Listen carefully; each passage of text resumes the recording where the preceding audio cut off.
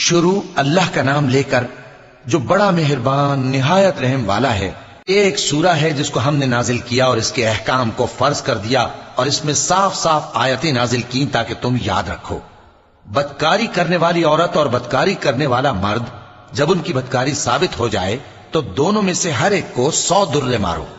اور اگر تم اللہ اور روز آخر پر ایمان رکھتے ہو تو اللہ کے قانون کو نافذ کرنے میں تمہیں ان پر ہرگز ترس نہ آئے،